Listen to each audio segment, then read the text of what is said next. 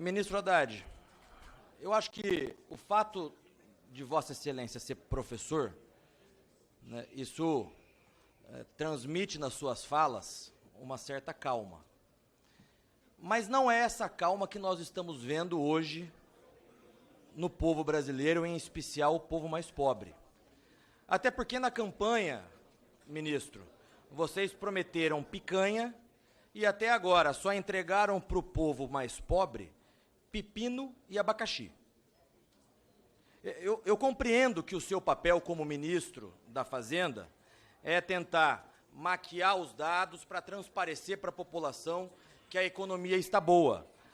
Mas ocorre que a economia é número, né? E nós temos que trazer os números, nós temos que trazer os dados, né?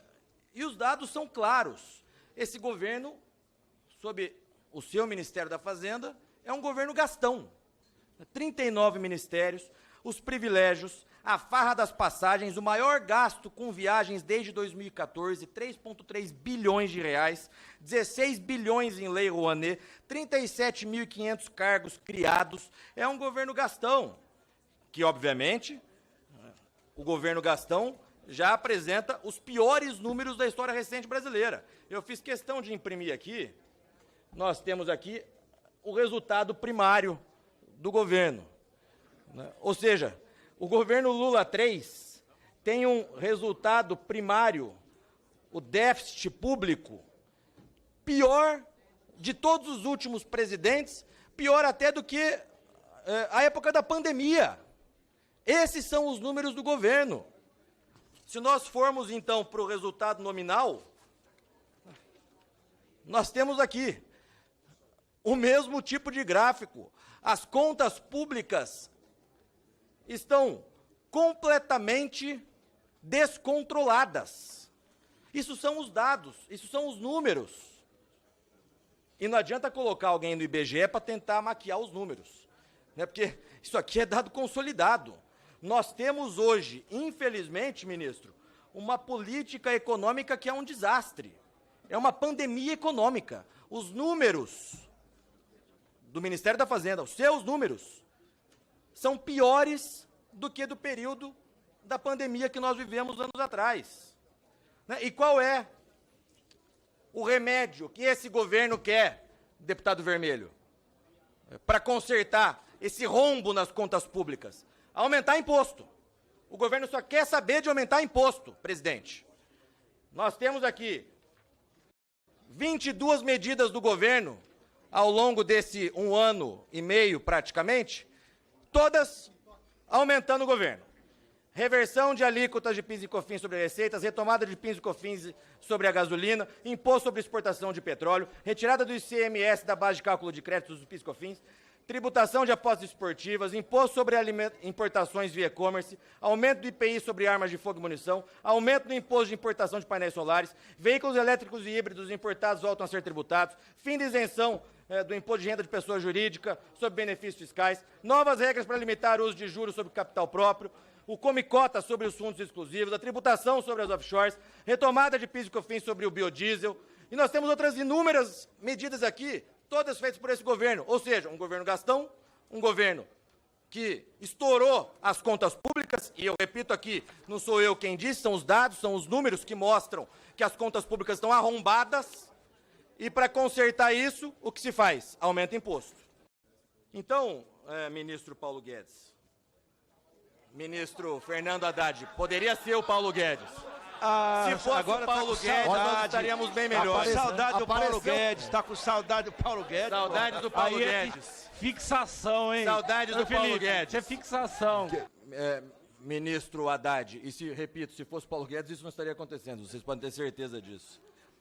Ou seja, ministro Haddad, o pobre está passando fome, a população brasileira já sente a crise na pele, a inflação dos alimentos chegando, o governo só pensando em aumentar imposto para pagar a conta que está cada vez mais cara. Isso tudo é consequência dessa ideia mofada, desse socialismo petista, que quer, porque quer cada vez mais aumentar impostos, favorecendo os banqueiros em detrimento do povo brasileiro. Nós estamos assistindo, no final das contas, o governo que mal terminou o segundo ano, estamos a 1 ano e meio do governo, mas parece que está acabando o governo. É o fim do governo já antes de acabar o segundo ano. O Brasil respirando por aparelhos, nós estamos vendo uma crise econômica chegar até nós nos próximos meses, porque número não mente. Os dados estão aqui, eu mostrei os gráficos. Não adianta dar risada, não adianta colocar presidente do IBGE para maquiar os dados, porque os números não mentem. Mas não, assim, não vale a pena trabalhar com fake news. Não é uma coisa que vai ajudar o país. Eu vou dar um exemplo para o senhor. O senhor está colocando na conta deste governo, o pagamento do calote de precatórios do governo anterior. Assim, o senhor, não sei quanto o senhor gosta dos livros, mas o senhor está pedindo para eu voltar aos livros, mas eu recomendaria que o senhor se detivesse nos comunicados que a Fazenda faz. Quando a gente paga um calote do governo anterior, o senhor colocar isso na conta do presidente Lula, que nunca deu calote. Só teve 2 presidentes que deram calote desde a redemocratização, o Collor e o Bolsonaro. Ninguém mais deu calote aqui. Ninguém deu calote. Você podia fazer oposição, podia ser situação, não importa. Fernando Henrique, Dilma, Lula, ninguém deu calote. O Collor deu um calote, quase destruiu aí parte da economia brasileira, e o Bolsonaro deu calote. Aí vem um presidente, paga o calote. Ah, olha o déficit que o presidente Lula fez. Esse déficit, deputado, não é nosso. O filho é teu, tem que assumir. Tem paternidade isso aqui. Faz um exame de DNA, que você vai saber que o calote, quem que deu o calote. Então, pega o caso, eu não falo isso, eu não quero polarizar com o senhor. Eu não quero ficar aqui batendo boca, não vim para cá para isso. Vim aqui para restabelecer a verdade. Porque é fácil pegar um gráfico que não é mentira, o gráfico que o senhor está mostrando é verdadeiro. Não tem problema. Mas quando o senhor explica o gráfico, o senhor vai ver que o problema do gráfico não é o atual governo. Pegue o caso das leis complementares 192 e 194. Vocês deram um calote nos governadores. Vocês fizeram caridade com chapéu alheio. Vocês quase quebraram alguns estados brasileiros. O Zema, que é um apoiador do Bolsonaro, em março do ano passado estava na minha sala pedindo para pagar o calote que o Bolsonaro deu nele. Eu falei, por que o senhor não cobrou do Bolsonaro o ano passado? O Castro, o Tarcísio. O Tarcísio ficou 1 ano sem pagar a dívida de São Paulo, por liminar do Supremo, por causa do calote que o Bolsonaro deu no Estado de São Paulo. Aí o Estado de São Paulo ficou sem pagar a dívida. Foram 40 bilhões, deputado. Soma com 90 dos precatórios, quanto é que dá? E as filas do INSS? Vocês acumularam filas do INSS? É gente pobre, deputado. Deputado Felipe, não é bom isso. O resultado primário do ano passado é uma herança, infelizmente. A partir desse ano, o senhor começa a nos cobrar, porque esse é o primeiro orçamento nosso. O orçamento do ano passado é um orçamento que vocês fizeram. Vocês fizeram o orçamento do ano passado. E eu disse aqui, 60 bilhões já estava na piloa, que vocês encaminharam. 50 bilhões de Bolsa Família, 60 bilhões estava descoberto. Mais de 90 bilhões de precatório, a descoberto. E mais o calote dos governadores, que custaria 45, custou 27, também está na conta de vocês. Então, não vale a pena. Isso são dados oficiais, todo mundo conhece. O Supremo julgou. O Supremo julgou a inconstitucionalidade da PEC do calote de precatórios e das leis complementares que tiraram o dinheiro dos governadores no período eleitoral, para dizer que a inflação estava baixa. A inflação não estava baixa. O Banco Central, sem que nós tivéssemos indicado um diretor, os 9 diretores indicados por vocês, fizeram a conta de quanto seria a inflação em 2022 se não fosse o truque da gasolina. E deu 8,25 de inflação no último ano de vocês. No nosso, deu menos de 4. E nós mantivemos. Com tudo isso, sabendo disso, nós não mantivemos a meta de inflação, que vocês nunca cumpriram.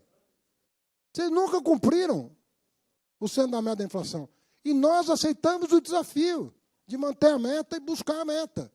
Esse ano, o ano passado, a inflação teria sido já de menos de 4%. Esse ano, se não fosse a reoneração de combustíveis, ela estaria perto da meta este ano. Já estaria em torno de 3,30.